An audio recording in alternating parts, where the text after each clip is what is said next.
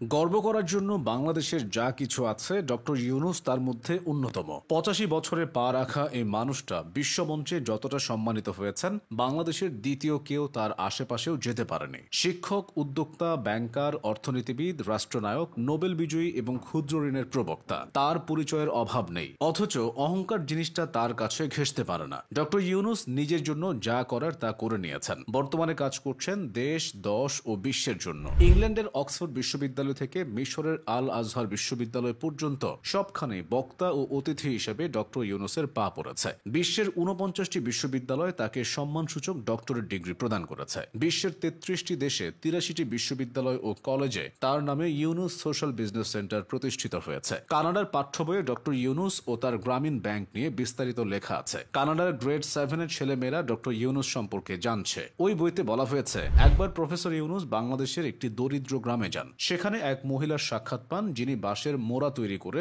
সেসব বেচে জীবিকা নির্বাহ করেন। কিন্তু বাঁশের উচ্চ দাম ও গ্রামের মহাজনদের উচ্চ সুদের কারণে তার কাঁচামাল কিনতে কষ্ট হতো। আর তখনই অধ্যাপক ইউনূস তাকে ও তার মতো আরো অনেককে নিজের পকেট থেকে $২৭ ঋণ দেন, যাতে তারা নিজেরাই ব্যবসা শুরু করতে পারে। এই কাহিনীর মূল উদ্দেশ্যই হলো ক্ষুদ্র ঋণের ধারণা কিভাবে জন্ম লাভ করলো সে সম্পর্কে শিশুদের শিক্ষা দেওয়া। এ পর্যন্ত ৪২টি দেশে ১৩২টি প্রতিষ্ঠান অনুসরণ করেছে ডক্টর ইউনূসের গ্রামীণ ব্যাংকের মডেল। সেই ১৯৬৫ সালে তিনি মার্কিন যুক্তরাষ্ট্রে পড়াশোনার জন্য ফুলব্রাইট স্কলারশিপ লাভ করেন। সেখান থেকেই বিশ্বমঞ্চে তার পদচারণা। তার সবচেয়ে বড় গুণ হলো তিনি তার ভাবনাগুলোকে বিশ্ব দরবারে তুলে ধরতে পারেন। শুনে সহজ মনে হলেও কাজটা বেশ কঠিন। ডক্টর ইউনূস প্রায়ই বলেন, নিজের জন্য ইনকাম করা হয়তো হ্যাপিনেস, অন্যের উপকার করা হচ্ছে সুপার হ্যাপিনেস। তিনি যখন নোবেল পুরস্কার পান, বিখ্যাত লেখক হুমায়ুন আহমেদ তখন কাঠমান্ডুর একটি হোটেলে ছিলেন। হুমায়ুন আহমেদ হোটেলের লবিতে চা খাচ্ছিলেন। নাটকের শুটিং এর জন্য তিনি ও তার দল সেখানে অবস্থান করছিলেন। হঠাৎ তার ইউনিটের একজন চেঁচাতে চেঁচাতে ছুটে আসে। সে বলে,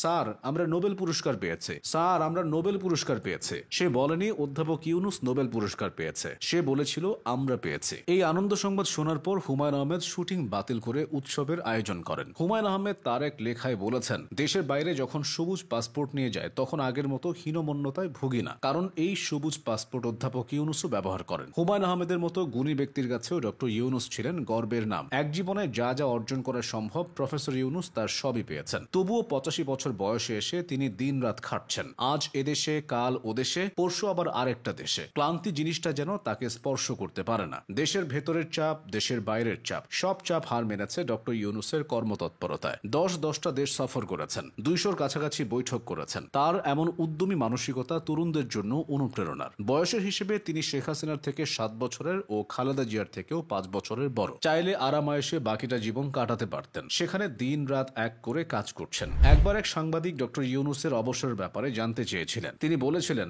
অবসর শব্দটাকে অবসরে পাঠানো উচিত। এমন মানসিকতার কারণে তিনি অন্যদের চেয়ে আলাদা। প্রধান উপদেষ্টা হওয়ার আগে তিনি বহুবার রাজনৈতিক প্রতিহিংসার শিকার হয়েছেন। যারা তাকে বারবার অসম্মানিত করেছে, গ্রামীণ ব্যাংক থেকে আলাদা করেছে, আদালত প্রাঙ্গণে এনেছে, তাদের বিরুদ্ধে তিনি কখনো বাজে কথা বলেননি। তিনি ক্ষমতাবান হলেও নিরীহ স্বভাবের, কথা বলেন নিচু স্বরে। গভীর নদীর স্রোত যেমন শান্ত হয়, ডক্টর ইউনূস স্বভাবেও তেমন। এসব গুণের কারণেই তিনি গোটা বিশ্বে এতটা সম্মানিত।